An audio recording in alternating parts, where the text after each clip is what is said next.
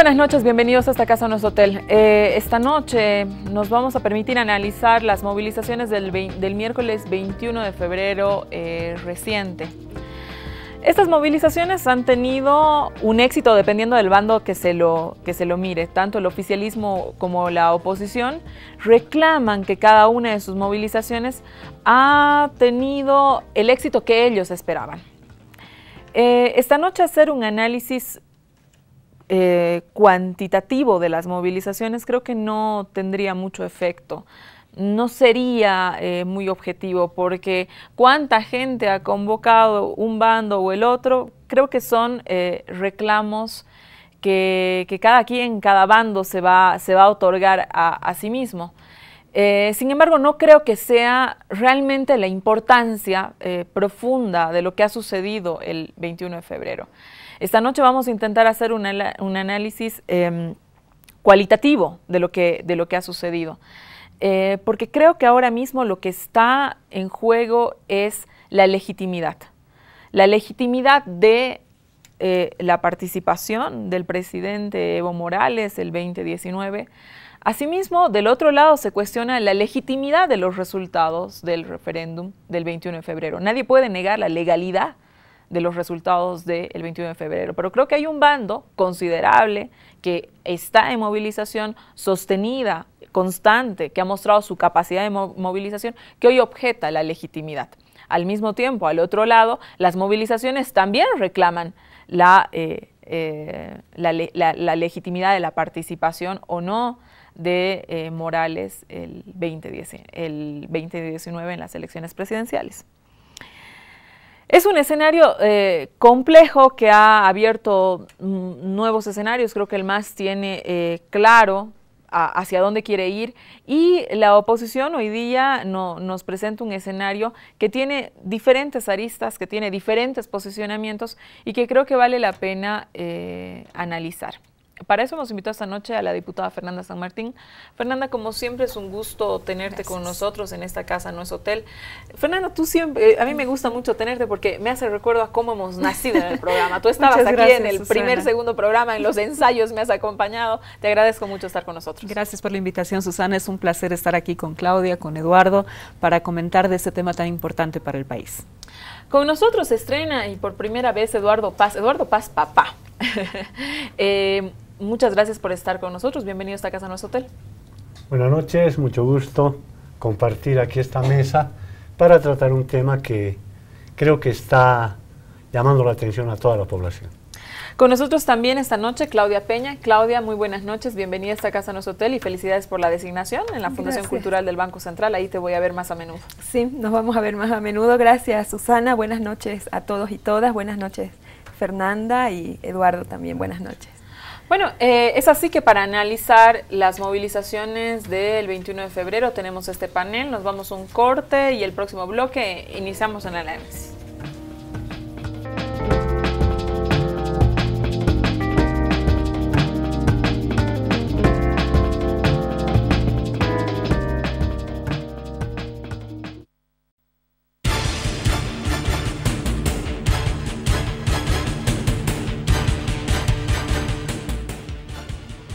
Volvemos a esta casa, Nuestro Hotel. Estamos hablando de haciendo un análisis de las movilizaciones sucedidas este pasado 21 de febrero. Claudia, quiero partir contigo. Pareciera que la oposición en este tiempo ha encontrado la fórmula para hacer oposición. De pronto desde la asamblea hacen peticiones, generan denuncias, ¿no?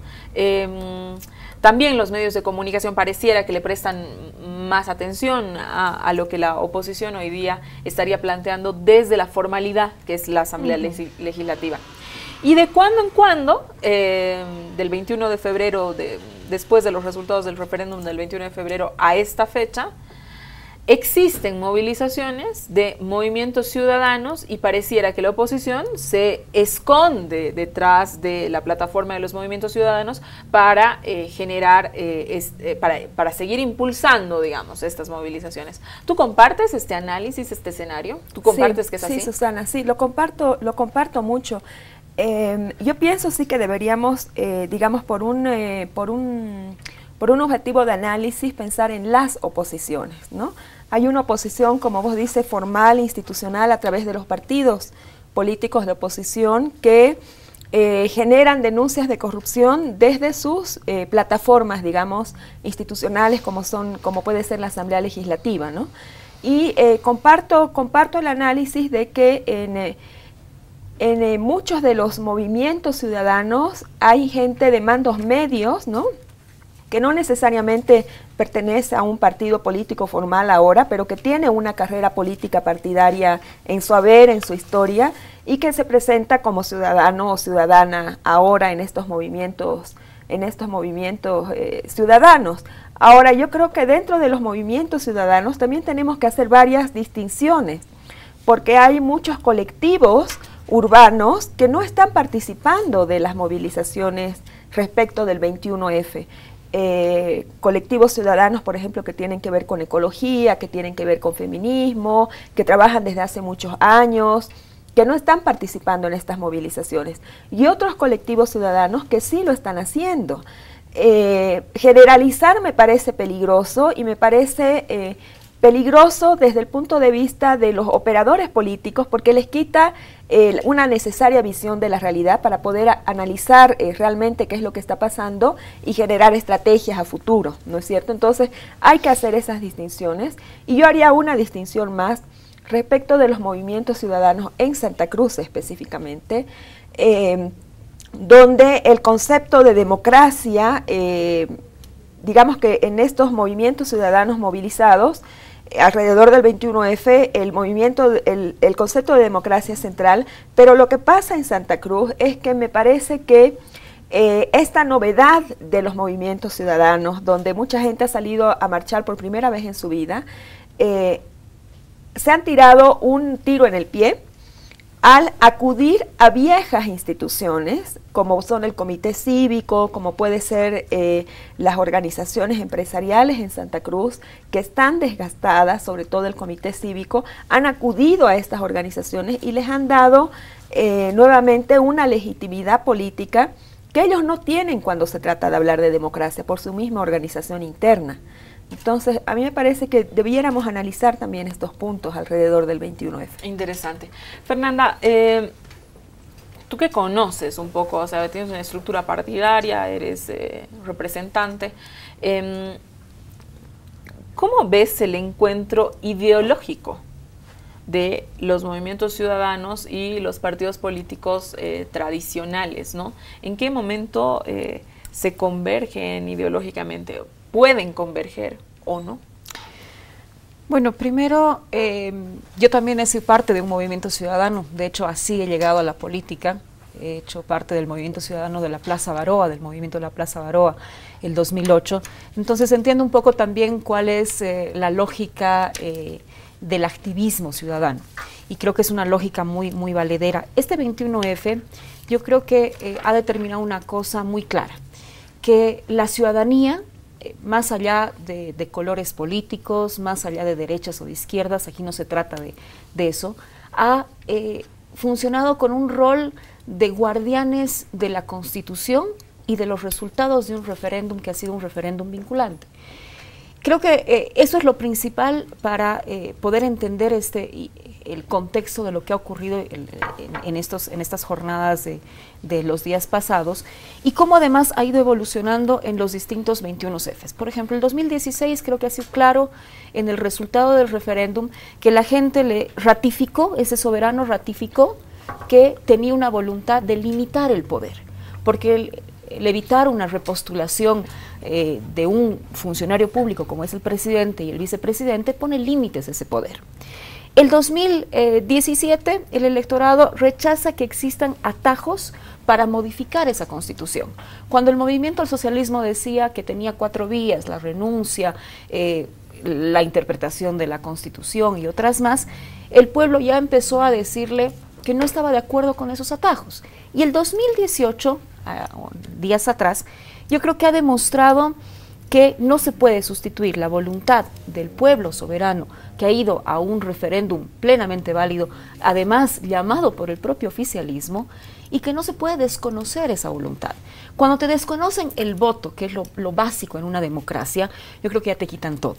Es como que el día de mañana o día después de las elecciones del 2014 se hubiera desconocido el resultado que ha obtenido el presidente Evo Morales legítimamente en las urnas. No se puede desconocer ese voto de la población.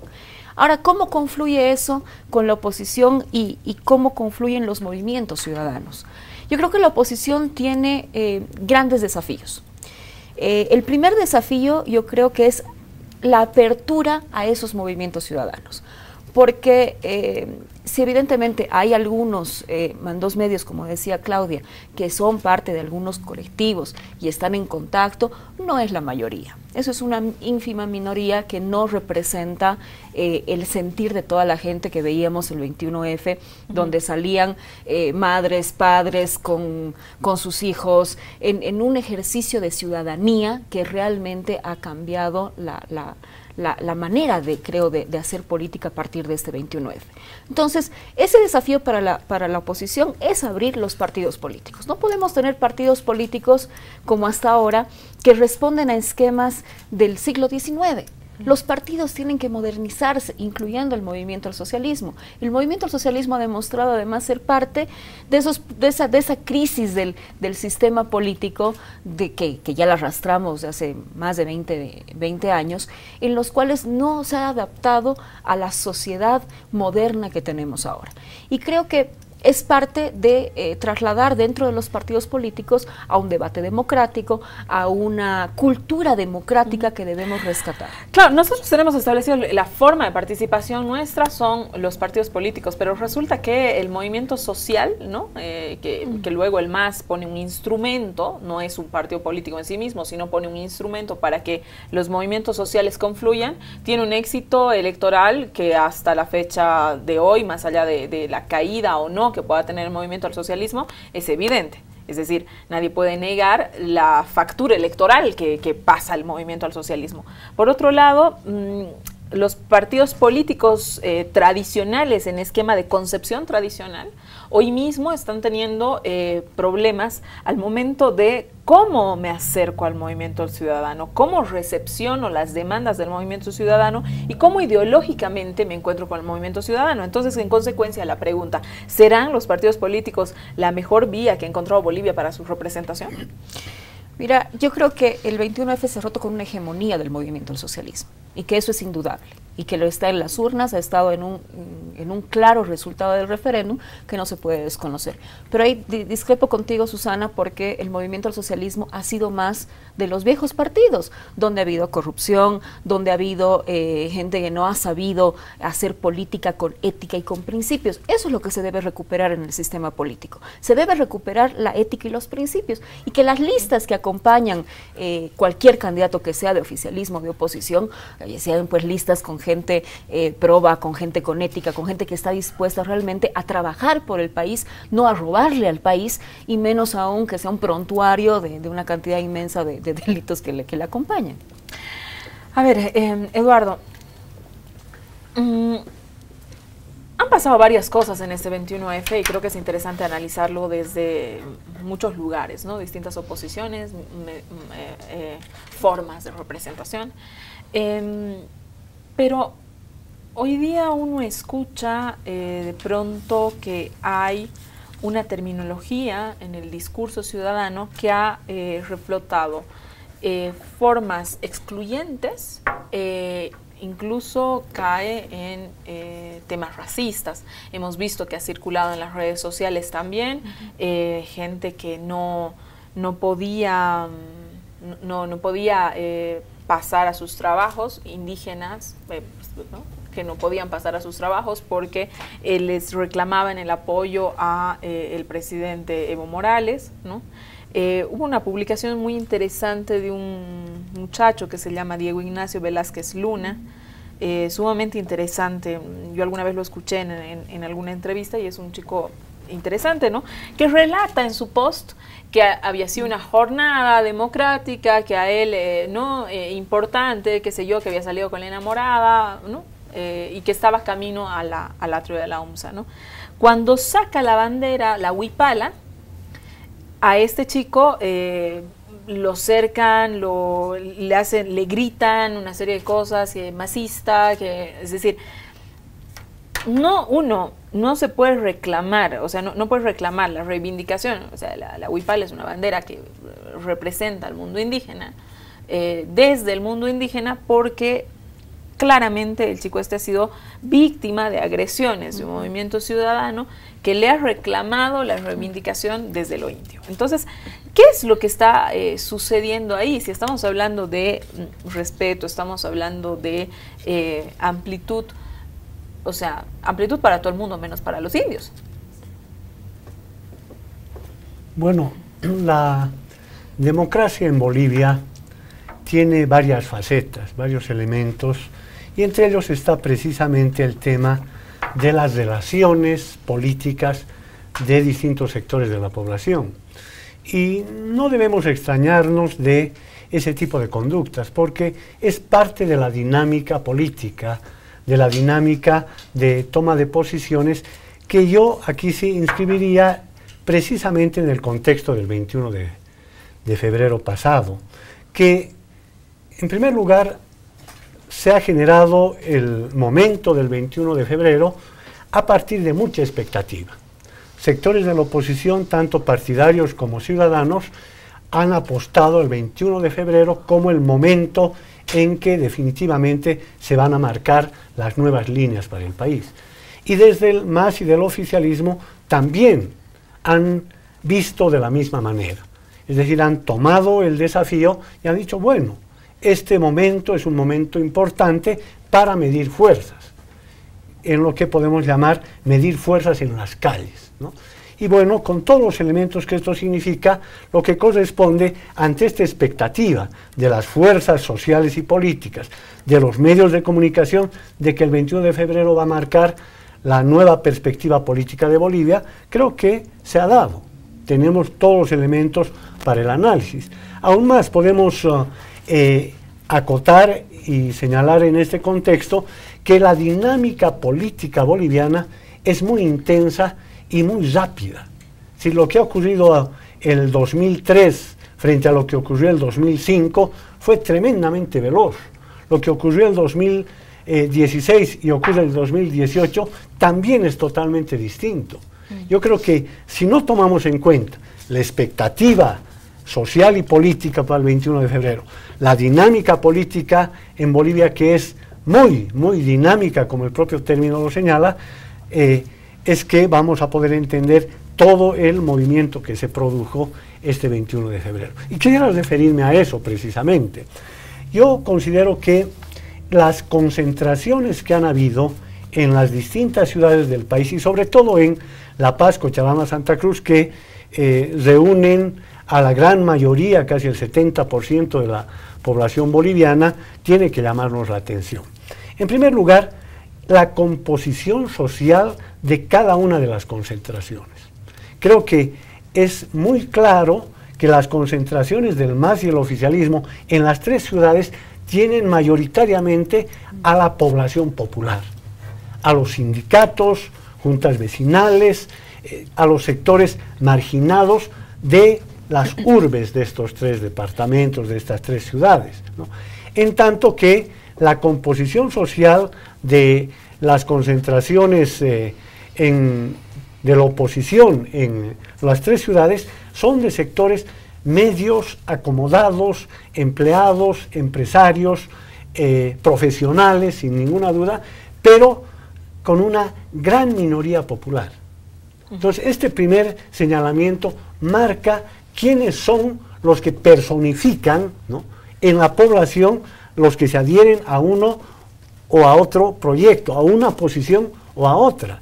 Y esto tiene que llamarnos la atención para el análisis. Segundo, los bloqueos y el paro, que fue un paro que no tuvo los resultados que esperaba la oposición y los movimientos ciudadanos y los movimientos cívicos.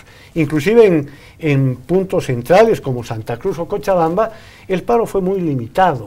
En La Paz, igualmente, yo durante toda la mañana estuve caminando todo el centro de la ciudad, todo el sistema bancario estuvo funcionando normalmente, los mercados, ¿no?, del centro de la ciudad, el mercado Camacho, mercado Lanza, mercado Rodríguez estuvieron funcionando, el mercado Yungas estuvo cerrado y muchos de las vendedoras del mercado Yungas salieron a la calle a hacer su actividad, ¿no?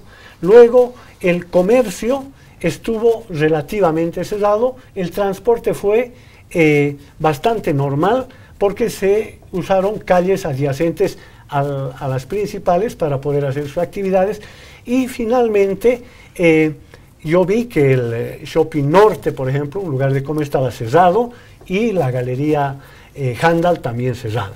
Pero por otra parte los supermercados tuvieron también actividad normal, lo que por lo menos en una primera mirada muestra que ese paro no fue tal. Tercer elemento, los bloqueos. Creo que los bloqueos y las características de los bloqueos vale la pena analizarlos. Han sido bloqueos que se han realizado en las zonas más acomodadas de las ciudades. En el caso de La Paz, Sopocachi, fue muy importante los bloqueos, Calacoto, Achumani, pero toda la periferia de la ciudad no hubo ningún bloqueo. En el centro de la ciudad, en la calle Mercado y Potosí, esquina Genaro San Ginés, habían bloqueos. Es decir, lo que también aquí se puede analizar desde el punto de vista urbano, la ocupación urbana de los bloqueos fue precisamente en los sectores medios, acomodados, profesionales, ¿no?, de la ciudad. En cambio, en las zonas populares no hubo tal actividad de bloqueos. En el Alto tampoco, que podía suponerse que también ahí va a marcarse determinados lugares con bloqueos y otros que no hayan bloqueos. Entonces, tercer elemento que nos permite ver que hay una composición social, una ocupación del espacio que tiene que ver con las características sociales de la población. Y de aquí ya podemos pasar a las características de los discursos. Los discursos en las distintas concentraciones fueron totalmente distintos. Los discursos de la oposición y de los grupos ciudadanos eran discursos muy genéricos y además con una llamada a la democracia también muy abstracta. Y quienes participaban de esos discursos eran quienes representaban a estos sectores. Fernanda, ahí quiero...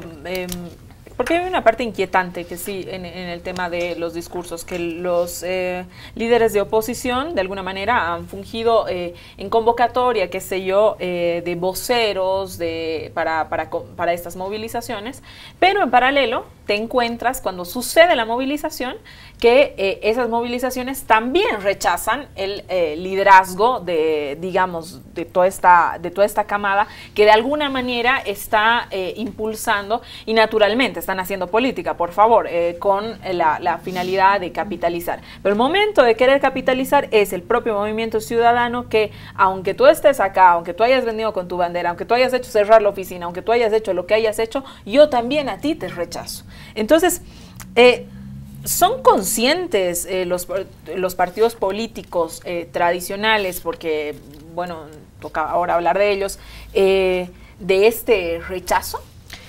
A ver, yo creo que el 21F ha demostrado que la gente se ha vuelto a enamorar con la política, con ejercer ciudadanía, que no significa que sea enamorado de políticos profesionales de uno o de otro bando, porque esa misma observación que hace Susana de rechazo hacia algunos líderes políticos de oposición también es el mismo rechazo que justamente sufre Evo Morales. Es un rechazo a una política hecha a la antigua. Y por eso yo digo que los partidos políticos tenemos ahora una gran misión y un gran desafío de abrir a la ciudadanía a nuevas ideas, de abrir a una nueva forma de hacer política. Yo creo que es momento de renovar, y es momento de renovar en todo sentido, tanto en la oposición como en el oficialismo. Lo que no significa que no tengan un rol... ¿En las marchas se convoca el oficialismo o las que ha sucedido el 21 de febrero y a donde se... confluye esta cantidad de gente, es a que quiere la candidatura de Morales? Es que no es cierto que hay un rechazo de la Hay un rechazo porque toda la gente que está movilizándose en contra de que se pisotee su voto del 21F y que la democracia no valga nada, y que tu voto no valga nada, está en contra justamente de ese abuso de poder que está haciendo Evo Morales y que está haciendo el movimiento del socialismo. Claro, desde la oposición, entonces, naturalmente. Pero es que no es un tema de oposición ni de derechas o de izquierdas, es un tema de respeto al voto. Si no se respeta el voto del ciudadano, al mismo voto que a los votantes que también han salido y han dicho sí, han tenido un porcentaje menor, si ni siquiera el voto de ellos significa nada para la democracia, porque eso es lo básico de la democracia. Y a mí me da mucha pena que el color político a veces, lo digo Eduardo con todo respeto, que el color político lo vuelva ciegos a muchos, porque decir que el paro fue limitado y decir que la composición ha sido minoritaria de la gente popular me parece realmente un absurdo y me parece hacerse la burla de los que nos están mirando, de los ciudadanos que han visto y que definitivamente, y justo estaba buscando aquí las fotos del paro en el Alto, que ha sido contundente, en las villas, porque ha salido toda la gente sin obligación, sin necesidad de un ticket con el que él tenga que después cobrar su sueldo, porque ha sido algo muy espontáneo y no significa que estén apoyando a un partido político o estén apoyando a la oposición, sino que quieren que su voto se respete. La composición social, bueno, si vamos a la composición social de cada una de las marchas y manifestaciones, podría decir fácilmente el tema que acabo de mencionarlo. Dentro de las movilizaciones del MAS han denunciado mucha gente que habían fichas porque eran los empleados públicos que estaban en las calles obligados porque tienen que trabajar y es normal que tengan que trabajar, pero infelizmente se va más allá de eso. También han habido denuncias de parte de la alcaldía y de parte de la gobernación, es decir, a mí eso no me parece, no me parece productivo para el análisis. Ahora, lo que tú decías del discurso. Por eso lo que yo te decía, ¿no? Es decir, la pregunta, ¿hay conciencia? O sea, yo creo que hay dos bandos que claramente se han expresado el 21 de febrero, que creo que ahí no hay un secreto para nadie, matemático para nadie. En un bando hay muchísimas oposiciones, hay movimientos ciudadanos que evidentemente, por favor, están reclamando la vigencia del resultado del 21 de febrero. Ahí no hay que decir, no hay donde perderse.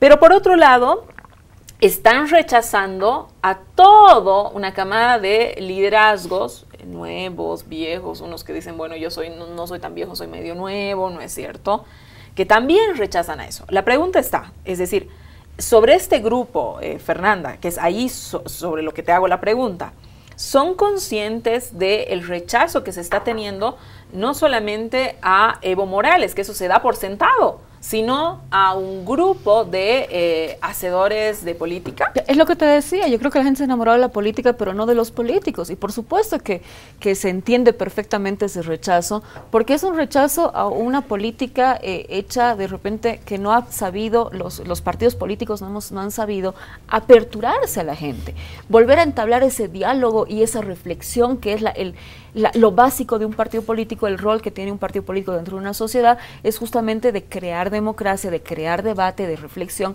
que creo que eso hace muchísima falta en todo el sistema político y por supuesto también en la oposición.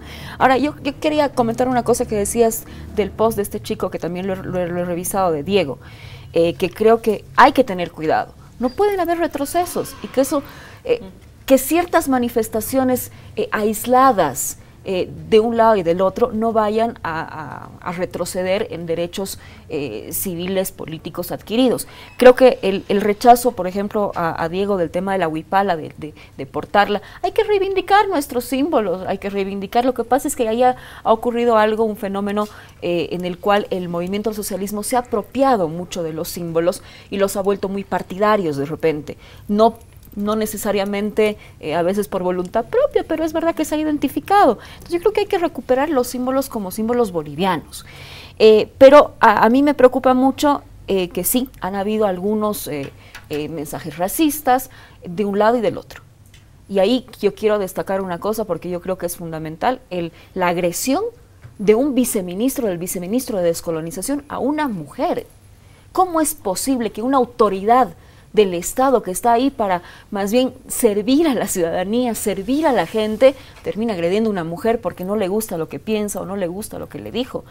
Y yo en los días pasados he manifestado a la ministra de Culturas y Turismo que si no renuncia el viceministro de Descolonización, que debería hacerlo un poco por ética y por vergüenza en la cara, bueno, que lo destituyan, porque no puede el Estado promover la violencia por parte de sus propios componentes. Creo que el viernes te han respondido, Fernanda, indicando que se va a pedir un informe al viceministro sobre los hechos. Lo recuerdo haberlo visto en el periódico de la mañana. A ver, Claudia, las movilizaciones del 21 de febrero, claramente, como señalábamos con Fernanda, están para exigir la vigencia de los resultados.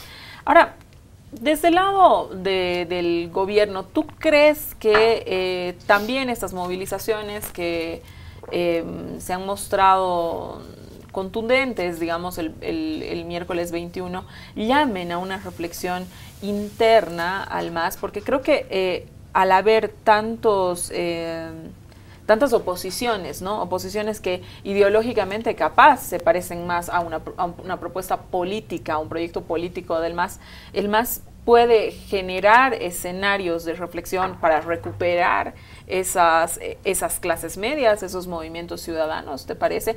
¿Tú crees que debe hacer también el movimiento del socialismo ante lo sucedido el 21? Antes de responder a tu pregunta, yo pienso que es necesario volver a poner sobre la mesa lo que se sostenía, muchos intelectuales, mucha gente sostenía en las épocas de mayor polarización entre el 2003 y el 2008, ¿no? Y es el principio básico de que todo absolutismo es peligroso, pero no solamente que es peligroso, sino que es falso. Es falso que toda la democracia esté contenida en el voto ciudadano. Por lo tanto, es falso decir que el irrespeto al voto del 21F anula la democracia. Porque de ahí a decir que es dictadura, hay un paso que es inclusive innecesario de decir. Y es mentira que estemos en dictadura, ¿no? Un absolutismo que es falso es decir que esto va más allá de izquierdas y derechas. Porque hemos visto, yo concuerdo completamente con Eduardo, de que hay unas composiciones sociales, unas composiciones de clase, unas composiciones de identidad de clase que están siendo obvias en las dos movilizaciones. Entonces, es absolutista decir que esto va más allá de derechas e izquierdas, es desideologizante y por lo tanto me parece peligroso.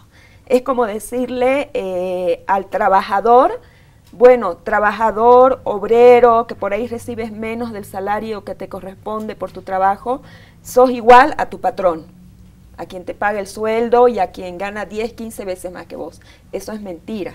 Por lo tanto, el debate ideológico de izquierdas y derechas, si bien no se aplica totalmente en este caso, es necesario de hacerlo, es necesario todavía de hacer lecturas ideológicas.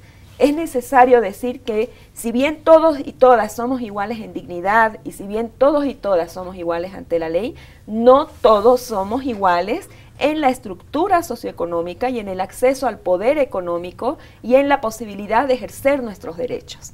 Por lo tanto, decir que esto va más allá de las derechas e izquierdas es falso porque es un discurso absolutista. También decir que todos han estado movilizados es falso. Yo no estuve movilizada. Y cuando iba a pie a mi trabajo, había decenas, cientos de personas que iban a pie a su trabajo el mismo día junto a mí, independientemente de lo que estén pensando. Entonces no podemos decir que toda la gente se ha movilizado. Ahora, respecto de la capacidad interna del movimiento al socialismo de hacer ejercicios de autoanálisis, autocrítica, yo siento que ahora más que nunca son necesarios. Son necesarios esos análisis, esa autocrítica. Yo siento que cuando uno forma parte de una estructura de poder en muchos años, se hace mucho más necesario esto, ¿no? Y pienso que dentro del movimiento al socialismo, dentro de las estructuras estatales, tiene que haber un proceso de reflexión que lleve a las diferentes estructuras políticas, pero también a las estructuras burocráticas, a las estructuras de los diferentes ministerios, a replantear las estrategias de trabajo, a decir qué es lo que necesita el país en este momento, cuál es el discurso de futuro que el país está esperando, que el país está construyendo, tal vez en ciertos sentidos por fuera de nosotros, por fuera del movimiento del socialismo, por fuera del gobierno nacional. Yo siento que en este momento no hay un solo actor político que esté manejando el discurso de futuro que pueda cohesionar a la sociedad.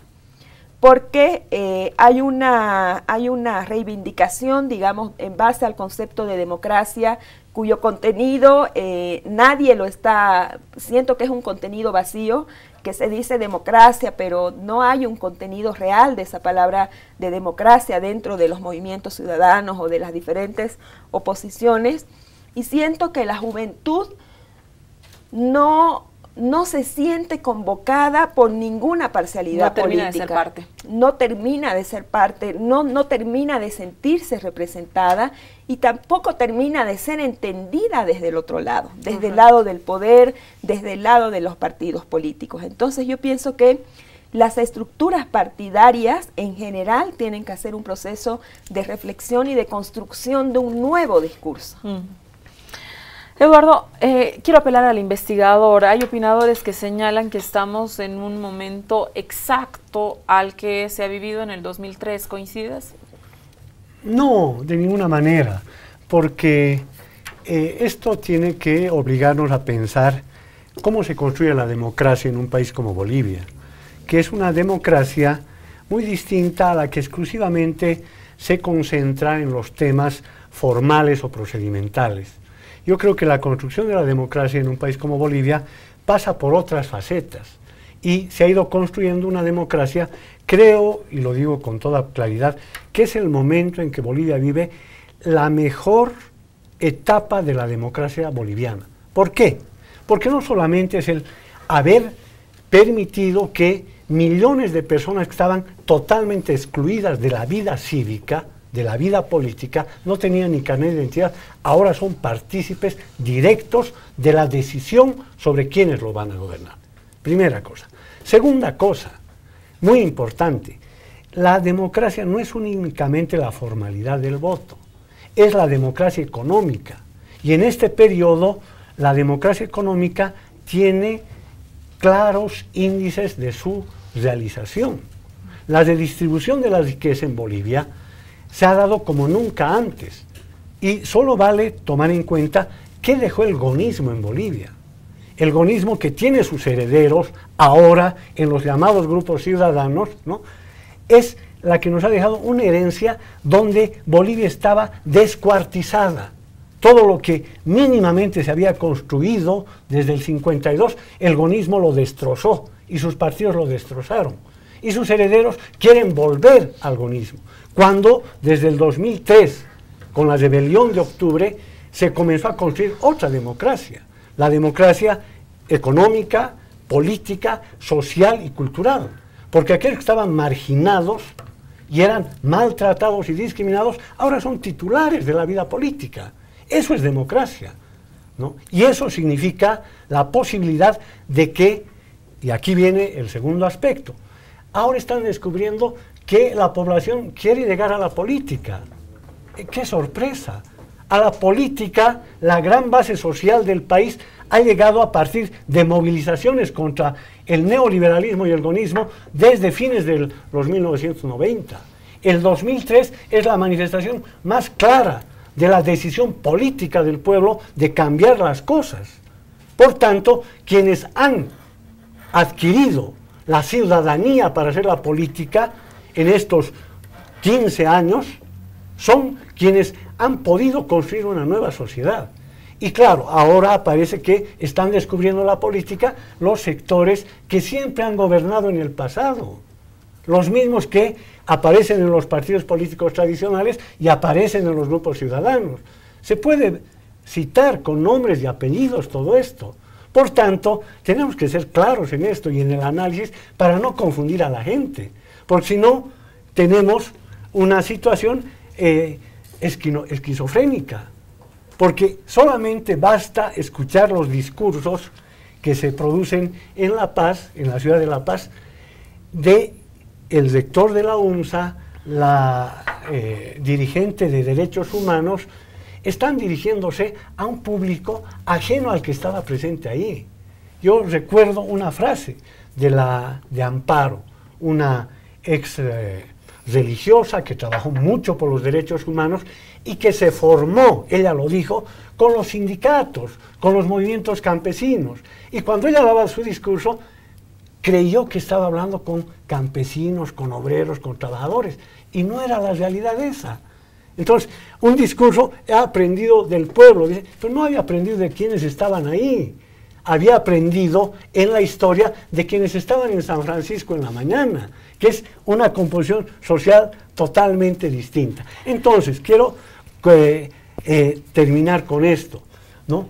Todavía vamos a tener un proceso de muchas pugnas, pero son claros los sectores, las clases, las fuerzas que están en esa pugna. Y eso finalmente quiero relacionar con los discursos. ¿Quiénes lanzan los discursos en la Plaza del Chiriguano, en la Plaza 14 de Septiembre y en San Francisco? Dirigentes sociales, sindicales, campesinos, indígenas, trabajadores. ¿Quiénes lanzan los discursos en el Cristo, en la Plaza de las Banderas y en la Plaza del Bicentenario? Son dirigentes del Comité Cívico, en el caso de Cochabamba y Santa Cruz, y en el caso de La Paz, el rector de la UNSA, un ex defensor del pueblo y la dirigente de derechos humanos. Me tengo que ir a un corte, quédese en esta casa, no es hotel, que estamos en un momento lindo del análisis. Volvemos contigo, Fernanda.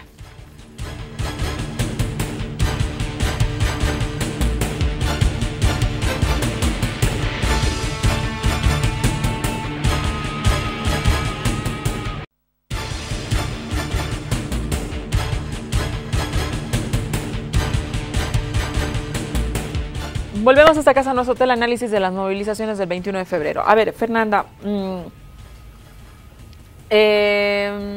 Eduardo señaló, es verdad, un discurso importante dentro de La Paz, que ha sido del rector de la UNSA, Waldo Albarracín, quien públicamente ha rechazado a los viejos líderes de oposición, ha puesto a todos, un rechazo al MAS, pero también rechazo a los nuevos líderes de oposición. Indicaba que hay una representación, quizás de su parte, no sé si estoy interpretando distinto a lo que ha dicho, pero una representación de los movimientos ciudadanos en su persona. ¿Tú crees que el partido político tradicional de oposición, ¿no es cierto?, pueda llegar a un puerto de negociación con quien se reclama representante de los movimientos ciudadanos? A ver, yo creo que primero me gustaría, antes de contestarte eso precisamente, un tema que hemos tocado, el tema de la polarización. Cuando hay una polarización como le estamos viendo en este instante en el país, primero los extremos callan la voz de la racionalidad, ¿no? Y si no eres tanto en el oficialismo como en la oposición, si no eres radical de un lado y radical del otro, resulta que estás perdido y que no sirves para nada. Eso, exacto, son traidores de un lado y traidores del otro.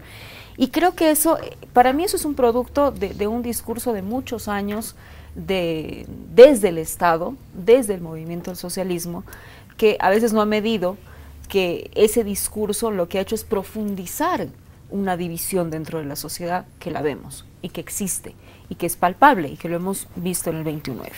Ese discurso de confrontación y de no reconocer al otro como válido, con el tema de vendepatrias, o del otro lado de que los masistas se generalizan que todos los masistas son corruptos y todos los masistas son ladrones, que no es así. Que creo que ese discurso de decir, por ejemplo, que el gonismo tiene una herencia ahora en los grupos ciudadanos, me parece que es no querer ver la realidad de lo que está ocurriendo.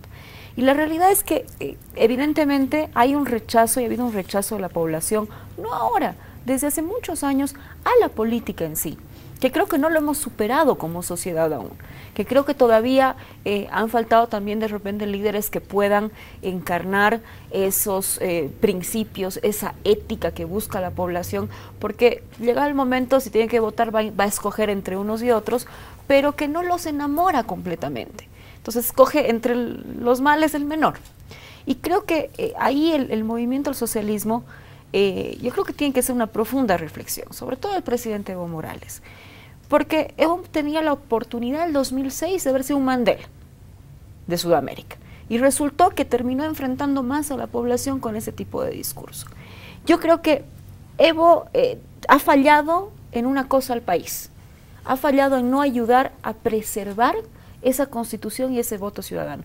Yo no estoy de acuerdo, Claudia, cuando dices que es un tema de un absolutismo el que el voto sea lo único de democracia. Por supuesto que no es lo único, pero si te quitan la libertad de elección, si tu libertad de elección ya no sirve para nada, porque es demolida por un propio gobierno que se queda en ese capricho, en esa voluntad férrea de seguir repostulando a la misma persona.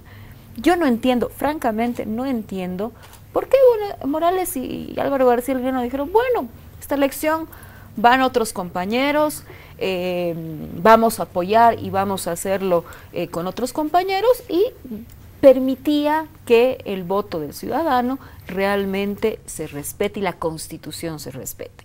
Creo que a Evo Morales lo tienen tanto entre avión y avión, helicóptero y helicóptero, y entre entregas de obras, que le están mostrando una realidad que no es la del país, que le están mostrando una realidad que no es lo que corresponde a lo que ha ocurrido en estos años.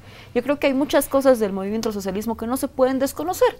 El tema de la inclusión, que además es un tema de que, si bien lo ha hecho el movimiento al socialismo, es una lucha de reivindicación social del pueblo boliviano, no de un partido político. Creo que sería demasiado el atribuirse a un partido político. Pareciera que es un partido político el que lo sigue reivindicando y lo sigue defendiendo, porque si tú te remites a lo que ha sucedido en el 21 de febrero, las crispaciones, las declaraciones racistas no vienen precisamente de atacando una condición social, digamos, han venido claramente de los movimientos ciudadanos. Es decir, yo te voy a decir varios videos que han circulado, la anécdota personal, la señora que trabaja conmigo, yo vivo en Calacoto, no la dejaban pasar la esquina de la casa.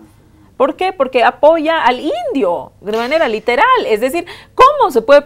¿De qué estamos hablando? ¿No es cierto? Lo cual está totalmente censurable. De la igual manera que del otro lado, porque has debido ver también los videos en las redes sociales que han visto toda la gente, y cuando pasaban por algunos lugares gente que era mestiza, que le decían, oye, tú no eres de este país, ándate a tu país. Entonces, ese tipo de cosas no favorece a una unificación de la sociedad. No es de un lado.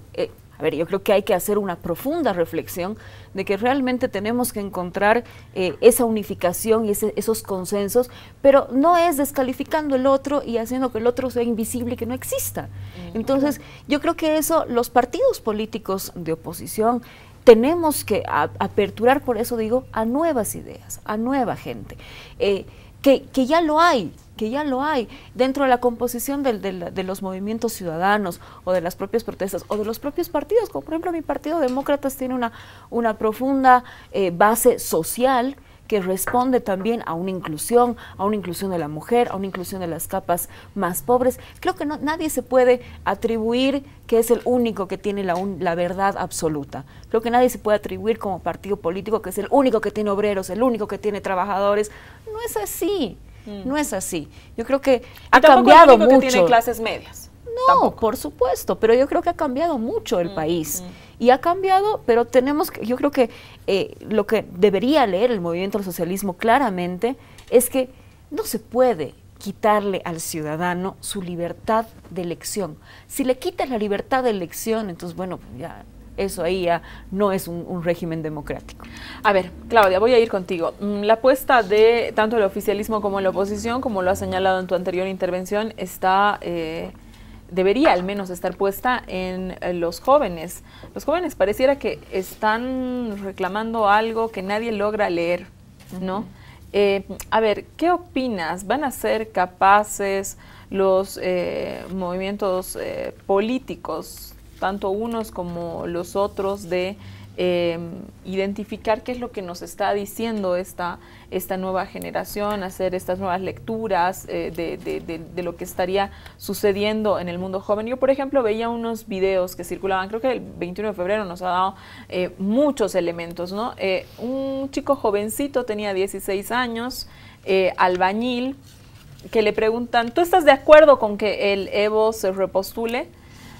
A ver, lo que no me gusta es que no está bien porque que no respete, etcétera, ¿no? Todas estas, todos estos alegatos a los que hace referencia Fernanda. Y después le preguntan, ¿y quién sería el presidente? No me imagino otro que Evo. Si tendría que votar el 19, votaría por Evo. Entonces, ahí mismo hay una contradicción sumamente interesante por quién te representa, cómo se están estableciendo los mecanismos para encontrar alguien que te represente. Mira, yo conozco varios casos, por ejemplo, de chicos que entran a una carrera a la Gabriel René Moreno, a la Universidad Pública en Santa Cruz. Ponete que entra a Sociología. Dura 2 meses y se sale, porque no soporta la informalidad de sus docentes, que no van a clases, que llegan tarde, que les dan contenidos religiosos en materias que no tienen nada que ver con el tema, y se salen totalmente decepcionados de la educación que les da la universidad pública. ¿Cuántos casos de acoso hemos visto en las universidades públicas en los últimos años? A mí me sorprende mucho ver a jóvenes de 18, 19 años que se decepcionan totalmente de sus docentes profesionales que vienen ejerciendo 20, 30, 40 años.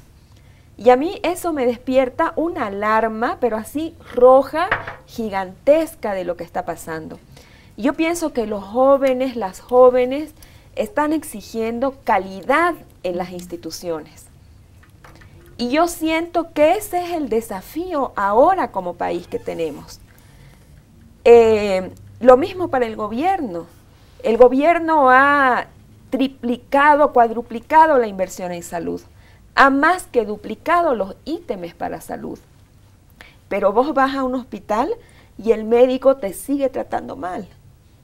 Vos vas a un laboratorio y te siguen cobrando sumas exorbitantes por un análisis que no lo cuesta. O vas a la justicia y no hay justicia. Entonces yo pienso que el reto está en las instituciones.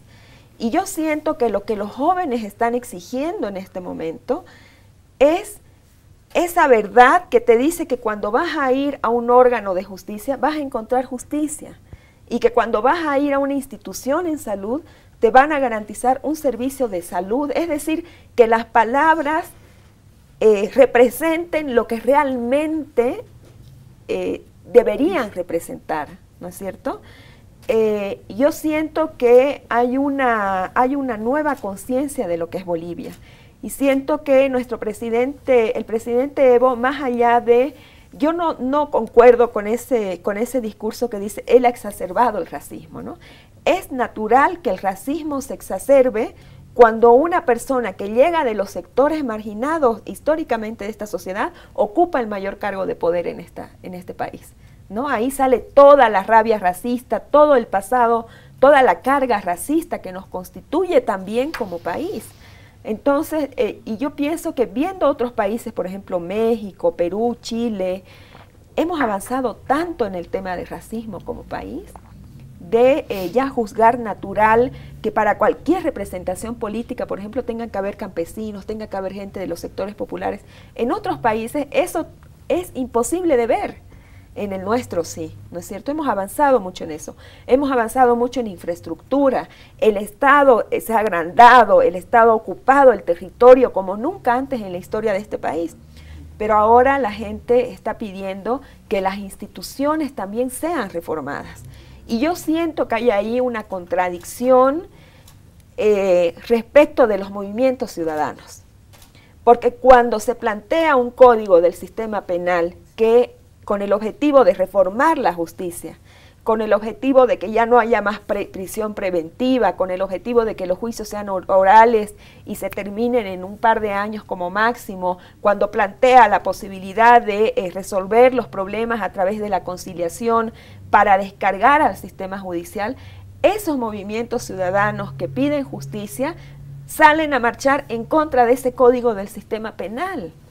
Entonces yo creo que hay ahí una gran responsabilidad, es decir, si vos como ciudadano, como ciudadana, vas a salir con tu cartel de yo apoyo a mi médico, tienes que tener la responsabilidad básica de informarte primero respecto de cuáles son las diferentes propuestas. Ahí hay una responsabilidad, sobre todo cuando estamos hablando de gente profesional, de gente que se dice que ha recibido una cierta instrucción, ¿no es cierto? Y que va a decir en la calle, yo sé, yo apoyo a mi médico, que no sé qué, y que asume una posición política, que no salga informada, porque ha habido una campaña de desinformación terrible en los últimos meses en el país.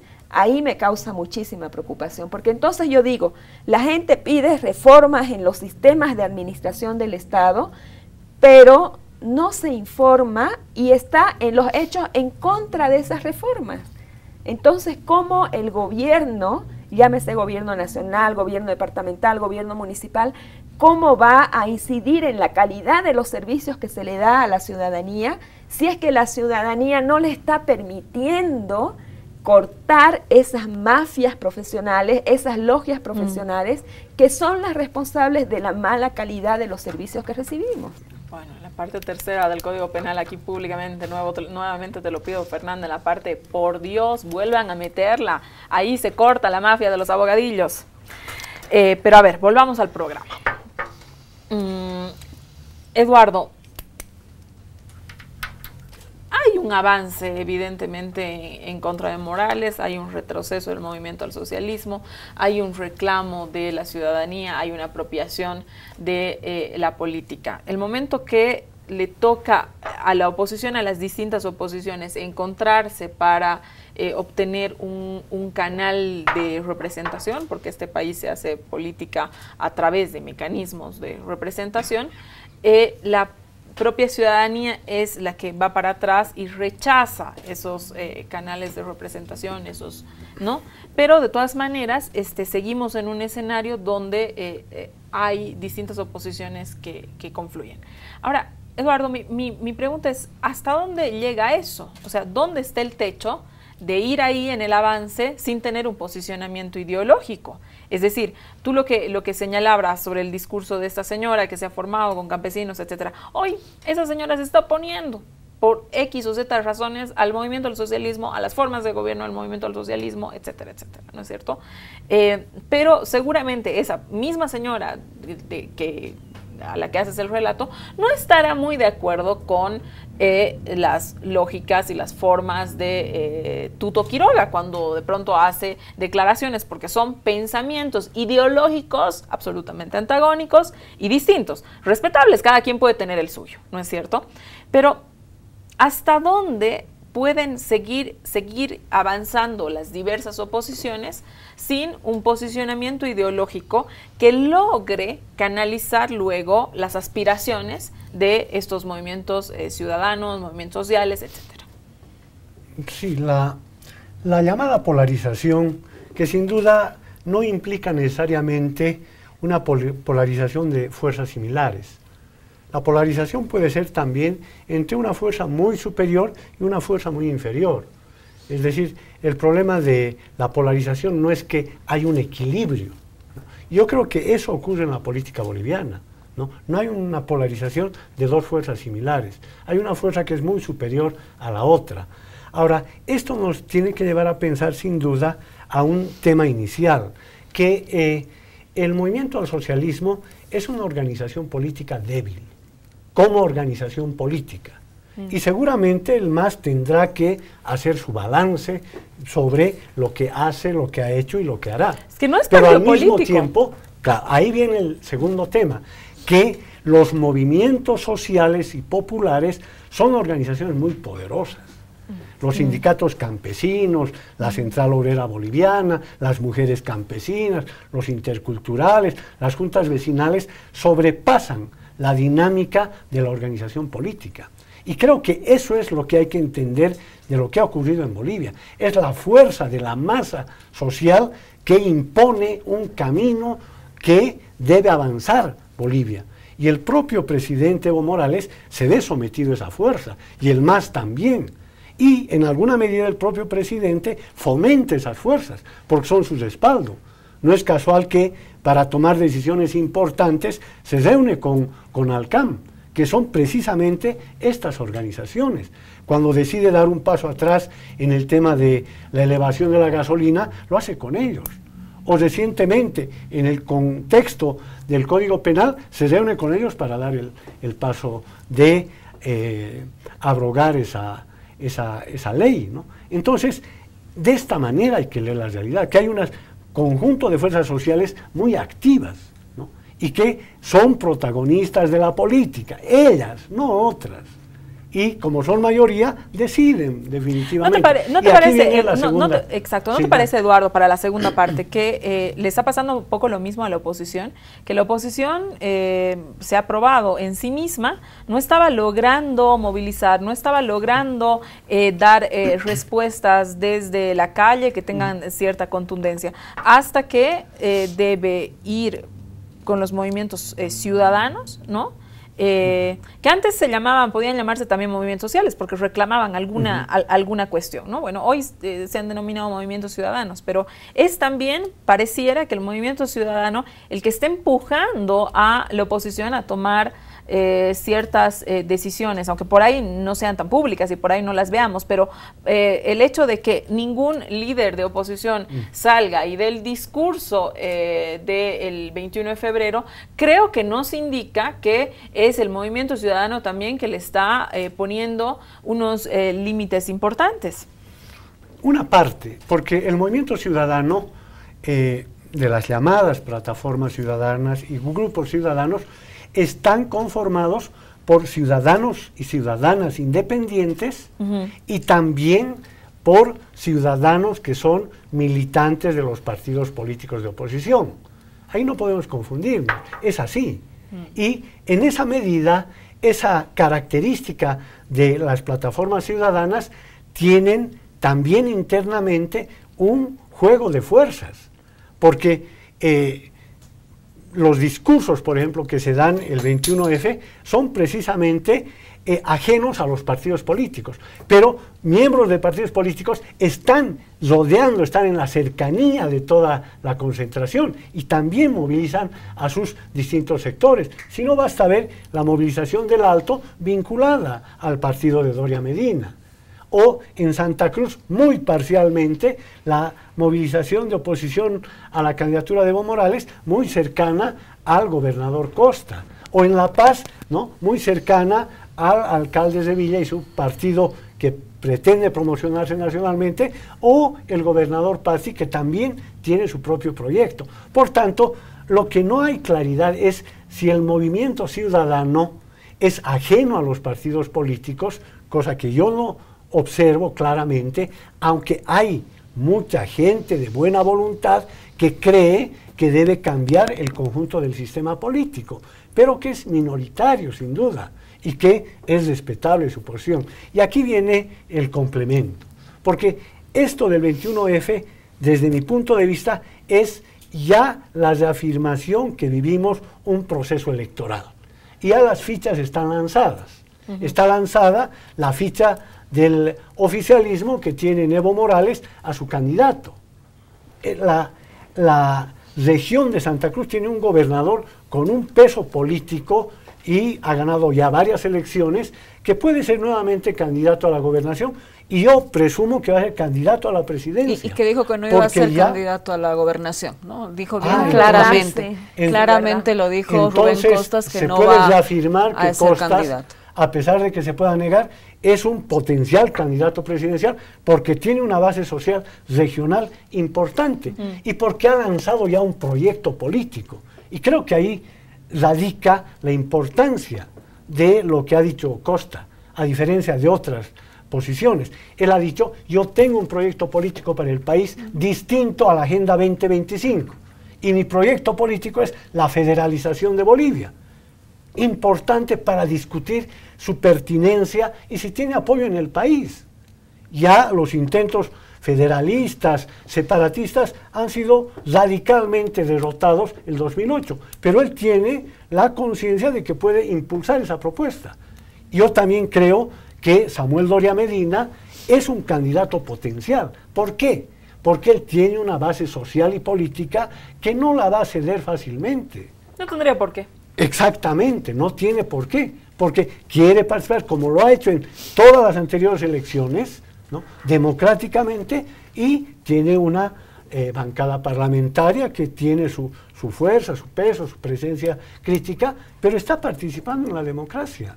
Entonces, yo veo ya los tres, y probablemente surjan 2 o 3 más, pero ya estamos en la instancia que va hacia las elecciones del 2019. ¿Tú crees que Bolivia tiene condiciones para un outsider? Chiquitito, Eduardo, por favor. En lo inmediato no me parece, porque el outsider tiene que acumular a lo largo del tiempo algún tipo de capital social, ¿no?, para poder tener una presencia en la política. En Bolivia no tenemos tradición de outsider, Fernanda. Muy chiquitito, muy chiquitito. Porque en Bolivia tampoco tenemos, por ejemplo, como en otros países, la tradición de que existan los candidatos independientes. Que eso también reconfigura el escenario de una manera muy distinta. Están apostando a la reforma de la ley de partidos políticos, Fernanda, ¿verdad? Claro, la ley de organizaciones políticas, bueno, nosotros hemos presentado también una propuesta, y bueno, también no nos olvidemos que hemos presentado un binomio paritario que exigiría a que el presidente y el vicepresidente, uno de ellos sea una mujer. Y creo que eso también debería ser como parte de la inclusión democrática de las mujeres dentro de la toma de decisiones. Me tengo que ir a un corte, ya volvemos a la salida, lamentablemente, de este interesantísimo programa. Quédese con nosotros para las conclusiones.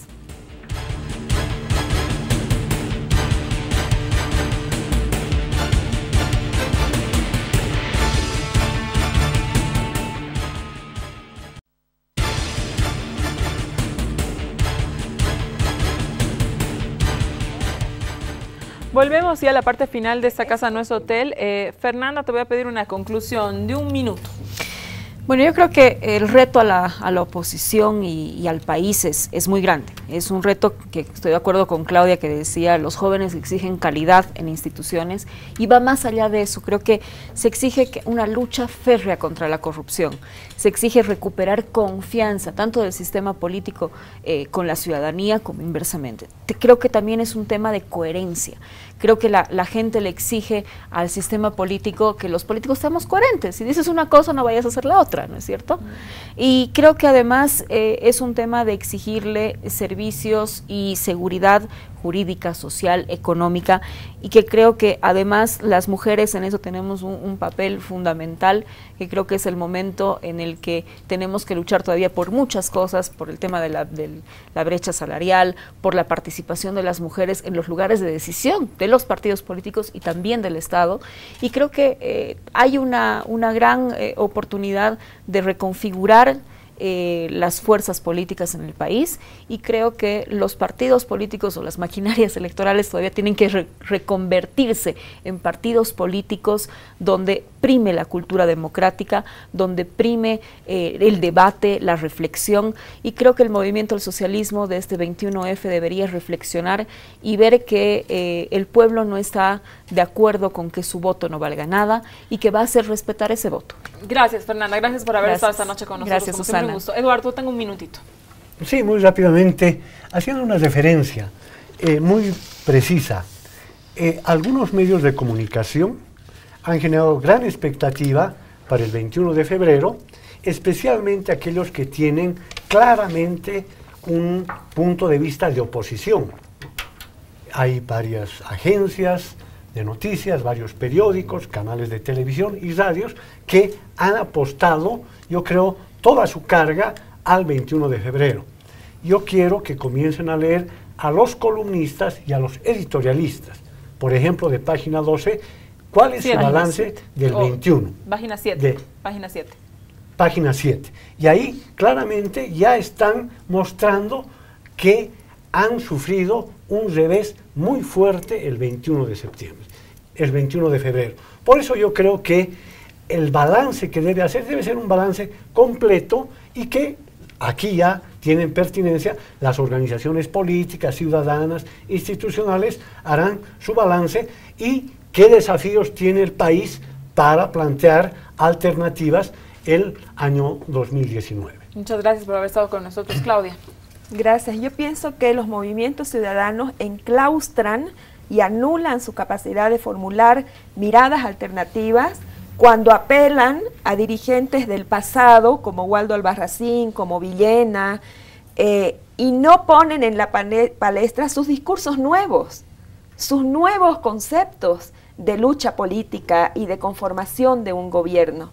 Enclaustran su capacidad de novedad cuando apelan a un comité cívico machista, patriarcal, no democrático, para vehiculizar sus discursos e impiden así la novedad. Y pienso también que hay una enorme responsabilidad histórica para los dirigentes de los movimientos sociales en este país, de las organizaciones sociales que apoyan el proceso de cambio. Esos dirigentes, esas dirigentes tienen la misión de corporalizar las demandas, los anhelos, los nuevos sueños, las nuevas maneras de ser de la sociedad civil, de las bases de las organizaciones sociales, leerlas, interpretarlas y llegar a las estructuras del MAS, a las estructuras estatales, con esos nuevos sentires y con esas nuevas lógicas. Te agradezco mucho, Claudia, por haber venido esta noche a esta Casa Nos Hotel, y le agradezco mucho a usted por habernos acompañado esta noche en el programa. Con nosotros hasta el siguiente domingo. Muy buenas noches. Ustedes en la programación de Deporte Total de ATV.